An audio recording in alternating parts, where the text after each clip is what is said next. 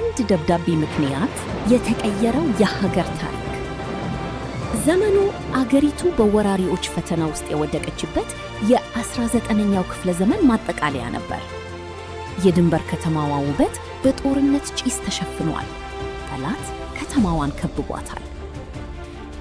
በዚህ አስጨናቂ ሰዓት የታማኙ የደጃዝማች ካሳ አይኖች ያረፉት በአንድ ተራ ፈረሰኛ ላይ ነበር። ስሙ አሰፋ ይባላል። ደጃዝማች ካሳ የአገርን ዕጣ ፈንታ የሚወስነውን ምስጢራዊ ደብዳቤ ለአሰፋ ሲያስረክቡ እንዲህ፣ አሰፋ፣ ይህ ደብዳቤ ከአንገትህ በላይ ነው። ለንጉሡ ካልደረሰ አገር ትጠፋለች።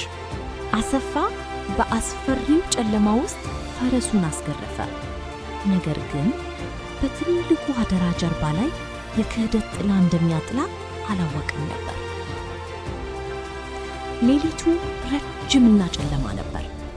አሰፋ ከጀርባው የሚከተሉትን አሳዳጆች ለማምለጥ ቁራጥ በሆነ ስሜት ጋለበ። ግን ጠላት ቀድሞ በድንገት በተተኮሰ ጥይት አሰፋ ክንዱ ላይ ቆሰለ። ደሙ እየፈሰሰ ጉልበቱ እየደከመ ቢመጣም የደጃዝማች ካሳ የአደራ ቃል በአእምሮ ውስጥ ያቃጨል ነበር። በመጨረሻም አሰፋ ከፈረሱ ላይ ዝሎ ወደቀ። ንቃተ ህሊናውን ከማጣቱ በፊት ያያት የመጨረሻ ነገር ግን አንዲት ኮረዳ ሴት በጭጋጉ ውስጥ ወደሱ ስትቀርብ ነበር። እሷ ርብቃ ትባላለች። አባቷ በትልቁ ጦርነት የሞቱባት የመድኃኒት ቅጠሎችን የምታውቅ ቆራጥ የገበሬ ልጅ ናት። ርብቃ አሰፋን ወደ ጎጆዋ ወስዳ ቁስሉን አከመችለት። አሰፋ ሲነቃ የደብዳቤውን ከረጢት በጥብቅ ፈልጎ አቀፈ።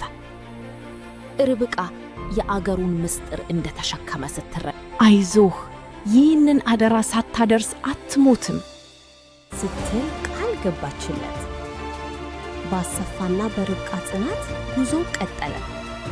መንገድ ላይ የነበሩትን መሰናክሎችና ጠላቶችን አልፈው በመጨረሻም የንጉሡ ቤተ መንግሥት ደረሱ።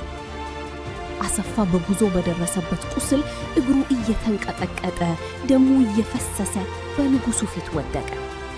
አሁንም ግን የተሰጠውን አደራ በጥብቅ እንደጨበጠ ነበር። ደብዳቤውን አውጥቶ ለንጉሡ አስረከበ። ምስጢሩን ሲያነቡ የጠላትን ውድቀት የሚያፋጥነውን ስልት ተረዱ። አገር ከታላቅ አደጋ ድነች። ተራው ፈረሰኛ አሰፋና ርብቃ በታሪክ መዝገብ ላይ በወርቅ ፊደላት ስማቸው ተጻፈ። አደራ በተግባር ተጠበቀ። ሌሎች አዳዲስና አስተማሪ ቪዲዮዎች በፍጥነት እንዲደርሳችሁ ሰብስክራይብ በማድረግ የደወል ምልክቷን በመጫን ቤተሰብ ሁኑ። የእናንተ አስተያየት ለኔ ትልቅ ድጋፍና ብርታት ስለሚሆነኝ ሐሳባችሁን ኮሜንት ላይ አካሩ። ቪዲዮውን ከወደዳችሁት ላይክ፣ ሼር በማድረግ አበረታቱኝ። ስለተከታተላችሁ